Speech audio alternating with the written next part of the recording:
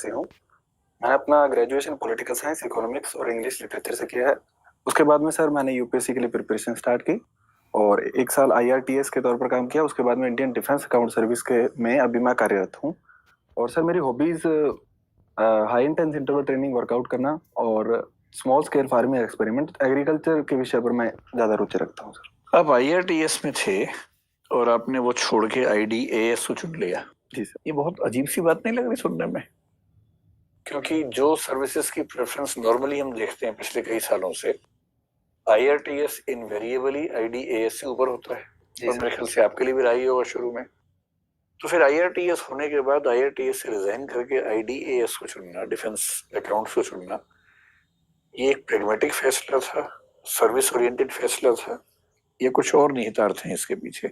Sir मेरा जो उद्देश्य था वो सर मुझे आगे तैयारी शुरू करनी थी। आईआरटीएस में सर एक डायनेमिक सर्विस है, टाइम कंज्यूमिंग सर्विस है। उसमें सर मैं अपनी प्रिपरेशन को जारी नहीं रख पाता, तो इसलिए सर लागत लाभ विश्लेषण के आधार पर और इंडियन डिफेंस अकाउंट सर्विस के प्रोफाइल के बारे में पढ़ा तो सर मुझे अच्छे इसमें प्रोस्पेक्टस लगे, तो इस वजह से सर मैंने ये सर्विस ज्वाइन की थी। तो बेसिकली आपने आईडीएएस इसलिए चुना कि टाइम आराम से मिल जाता है, काम कम करना पड़ता है और मैनेज हो जाता है। जी सर। तो ये बात सही साबित हुई उस सर्विस में आने के बाद? जी सर, ये बात सही साबित हुई है सर। मैं इस बार का मेरा मेंस अच्छा गया है और अभी मैं इंटरव्यू में हूँ, तो मैं मानता हूँ कि मैंने सही फैसला लिया था। तो अभी आप ट्रेनिंग पे हैं या सर्विस में आ चुके हैं? जी सर, मैं सर्विस में आ चुका हूँ, अभी ट्रेनिंग पे हूँ। मतलब ट्रेनिंग जो एकेडमी की है उसमें है या अभी ऑन द जॉब ट्रेनिंग में चले गए हैं? सर मैं ऑन द जॉब ट्रेनिंग में हूँ, अभी पीसीडीए वेस्टर्न कमांड के अंडर में ऑन द जॉब ट्रेनिंग। कहाँ पोस्टेड हैं? सर चंडीगढ़ में। चंडीगढ़ में। ये बताएं कि रेलवे में बहुत समय तक एक समस्या चलती रही जिसको हम डिपार्टमेंटलाइजेशन या कंपार्टमेंटलाइजेशन बोलते हैं। इसमें दिक्कत थी कि रेलवे अकाउंट्स के लोग, रेलवे पर्सनल के लोग, रेलवे जो बाकी सर्विसेज हैं, ट्रैफिक के लोग या इंजीनियरिंग सर्विसेज के लोग, उन सब में इतना गुटबाजी होने लगी कि रेलवे के लिए मैनेज करना मुश्किल हो गया। तो फाइनली एक फैसला हुआ कि हम इन सब सर्विसेज को मर्ज करके, पुलिस को छोड़ के, आरपीएफ को छोड़ के आईआरएमएस बना देते हैं, रेलवे मैनेजमेंट सर्विस बनाते हैं, जो कि बन भी गई है इस बार से, वो उसकी वैकेंसीज भी आ गई हैं। आपको नहीं लगता कि डिफेंस में भी ऐसा कर देना चाहिए? डिफेंस अकाउंट्स, डिफेंस एस्टेट्स और फिर आर्म फोर्सेस हेडक्वार्टर सर्विस, इन सब की क्या जरूरत है? अलग अलग एक ही क्यों ना कर दें इन सबको? मतलब जो नॉन बैटलफील्ड सर्विसेज हैं, जो बैटलफील्ड की वो तो अलग है, लेकिन जो बैटलफील्ड में लोग नहीं जाने वाले हैं, जिनको सिविलियंस आपकी मतलब लैंग्वेज में सामान्यतः कह देते हैं, उन सर्विसेज को अलग अलग रखने का क्या प्रयोजन हो सकता है?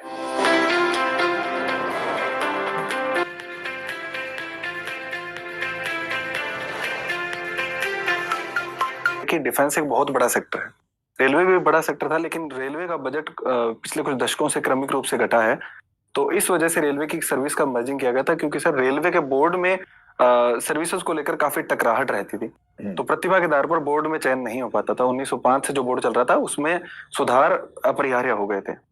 डिफेंस के स्तर पर सर ये बातचीत चल रही है कि डिफेंस की सर्विसेज को मर्जिंग किया जाए। उसमें एक मुख्य मुद्दा है कि जो अकाउंटिंग सर्विसेज है उनको मर्ज करने का मुद्दा भी शामिल है। उसके अलावा जो स्टेट सर्विस है उसमें भी डिफेंस पर्सोनल्स का कहना है कि उसमें जो डिसीजन लेने की पावर है वो आर्मी पर्सोनल्स को दी जाए, ताकि जो निर्णय है वो त्वरित रूप से लिए जाए।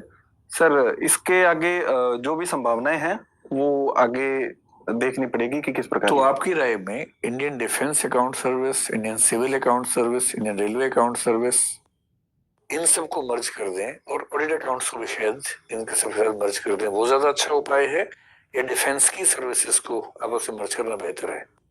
क्योंकि इसका भी लॉजिक समझ नहीं आता। जब सिविल अकाउंट्स है ही आपके पास, उसी कुछ लोग रेलवे में चले जाएं, उसी कुछ लोग डिफेंस में चले जाएं। जब बाकी सारी मिनिस्ट्रीज में सिविल अकाउंट्स के लोग जा सकते हैं, तो इन दो मिनिस्ट्रीज में ही ऐसा क्या है कि वहां अलग सर्विस चाहिए? सर जहां तक अकाउंटिंग सर्विसेज को मर्जिंग करने की बात है, वो मर्जिंग हो सकती है, लेकिन कुछ व्यवहारिक समाधान इसके लिए करने होंगे।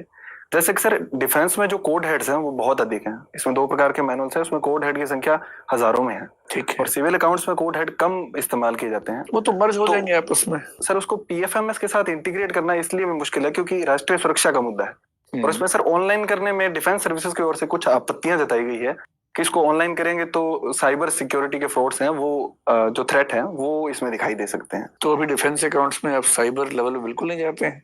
सर कुछ पेपर पे होता है? सर काफी हद तक अभी पेपर पे काम चल रहा है, लेकिन अभी जो हैदराबाद में इंडियन जो टेक्नोलॉजी सेंटर है वहां पर उन्होंने एक प्रबल विकसित करने की ओर बढ़ रहे हैं। आर्म्ड फोर्सेस की तरफ से इसमें सहमति जताई गई है, उस पर अभी काम चल रहा है। उसके अलावा सर पेंशन के स्तर पर डिजिटलाइज किया गया स्पर्श प्लेटफॉर्म है, और अकाउंटिंग स्तर पर ट्यूली प्लेटफॉर्म पे अभी काम चल रहा है। ठीक है, तो इसका मतलब ये हुआ कि आपकी राय में अकाउंट सर्विसेज को मर्ज करना ठीक नहीं होगा, लेकिन वैसे डिफेंस सर्विसेज को मर्ज करना बेहतर उपाय हो सकता है। सर अकाउंट सर्विसेज में भी मर्जिंग हो सकती है, लेकिन उसमें सर ट्रेनिंग के स्तर पर और अधिक अच्छे से सारी अकाउंट सर्विसेज को ट्रेनिंग जो मॉड्यूल है उसमें बदलाव करने होंगे। उसके अलावा जो कोड हेड है उसको, जो सिविल के कोड हेड है उसके साथ मर्जिंग करने के लिए कुछ उपाय करने होंगे। उसके बाद में सर इस चीज की मर्जिंग हो सकती है। अभी हाल ही में कर्नाटका हाई कोर्ट का एक फैसला है जिसको हिजाब विवाद कहते हैं। जी सर, मुझे थोड़ा सा समझाइए कि क्या हम ये कह सकते हैं कि ऐसे फैसले हमारी अब तक की जो धर्मनिरपेक्ष छवि है उस पर हमला है या उसी का लॉजिकल एक्सटेंशन है? सर मुझे लगता है कि जो सुप्रीम कोर्ट ने इलाहाबाद हाई कोर्ट, जो कर्नाटका हाई कोर्ट है, उन्होंने जो हिजाब पर फैसला दिया है वो एक प्रकार से तर्क संगत है, क्योंकि कोर्ट ने कहा था कि हिजाब पहना वो आवश्यक धार्मिक प्रथाओं में नहीं आता है, और किसी भी प्रकार के इंस्टीट्यूशन में जहाँ के अपनी इक्विटी के जितने भी रूल्स हैं वहां पर अगर इस प्रकार के धार्मिक प्रतीकों को आमंत्रित किया जाएगा तो सर ये वहां के जो रूल्स हैं उसके खिलाफ है। ये बताइए कि एसेंशियल प्रैक्टिसेस ऑफ रिलीजन जो आर्टिकल 25 के बेस पे एक डॉक्ट्रिन है हमारे सुप्रीम कोर्ट की, उस डॉक्ट्रिन में ऐसा क्या है, जैसे एग्जांपल के तौर पर कोई मुस्लिम महिला अगर हिजाब पहने तो कर्नाटका हाई कोर्ट का फैसला है कि वो एसेंशियल प्रैक्टिस ऑफ रिलीजन नहीं है। सिख समाज की जो पगड़ी है वो एसेंशियल प्रैक्टिस ऑफ रिलीजन है। ऐसे कौन से पैरामीटर्स हैं जिसके बेस पर अलग अलग धर्मों के लिए फैसले हम करते हैं? वो पैरामीटर्स, मतलब मेरी व्यक्तिगत राय है कि पैरामीटर्स बहुत ठोस हैं, लेकिन मैं आपसे सुनना चाह रहा हूँ, समझना चाह रहा हूँ कि वो क्या पैरामीटर्स हैं जिनसे फैसले होते हैं। सर 1955 के आसपास एक विवाद में न्यायालय ने कहा था कि वो जो आवश्यक धार्मिक प्रथाएं उनको निर्धारित करेगा। तो सर जो मुख्य धर्म में कोर बातें लिखी गई है उनके बेस पर शायद आवश्यक जो धार्मिक प्रथाएं उनको निर्धारित किया जाता होगा। जो सिख धर्म है उसमें 5 जो ककार हैं, उनके धर्म पर जो पगड़ी है वो केशों को बांधने के लिए आवश्यक समझी जाती है, इस वजह से वहां पर अलाउ किया गया। लेकिन जब कोर्ट ने, कर्नाटक हाई कोर्ट ने कहा कि कुरान में इस प्रकार की कोई भी व्याख्या नहीं मिलती कि हिजाब पहनना आवश्यक धार्मिक प्रथा के अंतर्गत आता है, इसलिए उन्होंने एजुकेशन इंस्टीट्यूट में इसको बंद करवा दिया। सर बंद करवा दिए कोर्ट ने, या कोर्ट ने सिर्फ इतना कहा कि बंद किया जा सकता है?